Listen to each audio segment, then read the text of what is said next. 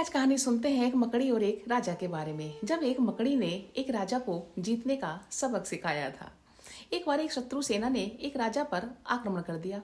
राजा पूरी तैयारी के साथ शत्रु सेना पर टूट पड़ा। दोनों के बीच घमासान युद्ध हुआ और राजा और उसके सैनिक बहुत ही वीरता से लड़े, किंतु 7वीं बार भी वह राजा हार गया।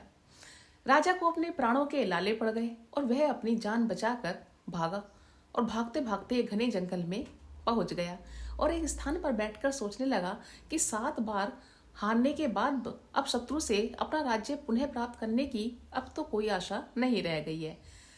अब मैं इसी जंगल में रहकर एकांत जीवन व्यतीत करूंगा और अब वैसे भी जीवन शेष ही क्या रह गया है। इन्हीं विचारों के साथ वह खो गया और वहीं पर सो गया और जब उठा तो उसने देखा कि उसकी तलवार पर एक मकड़ी जाला बना रही है। वह ध्यान से वह दृश्य देखने लगा। मकड़ी बार बार नीचे गिरती और पुनः जाला बनाती हुई तलवार पर चढ़ती। इस तरह वह 10 बार गिरी और 10 बार पुनः जाला बनाने में जुट गई। तभी वहां एक साधु महाराज आ गए और राजा को निराश देखकर बोले, देखिए राजन, मकड़ी जैसा तुच्छ जीव भी बार बार हार कर निराश नहीं हो रहा। युद्ध हारने को हार नहीं कहते, बल्कि हिम्मत हारने को हार कहते हैं। राजा ने कहा, बाबा मैं तो सब कुछ हार चुका हूं, मेरे पास कुछ भी शेष नहीं बचा है।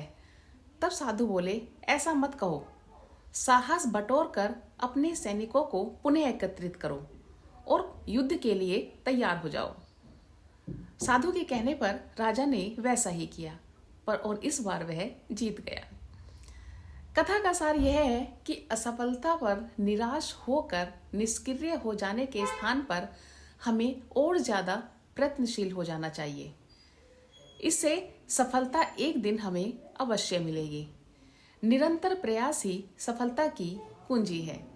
अगर हम किसी भी कार्य को करने के लिए या अपनी मंजिल को पाने के लिए निरंतर कोशिश करते रहेंगे तो एक दिन अवश्य ऐसा आएगा जिस दिन हमारी कोशिश कामयाब होगी और हम अपनी मंजिल पर पहुंचेंगे। आपको मेरी कहानी कैसी लगी? अच्छी लगी हो तो सब्सक्राइब, लाइक और शेयर कीजिए। राधे राधे।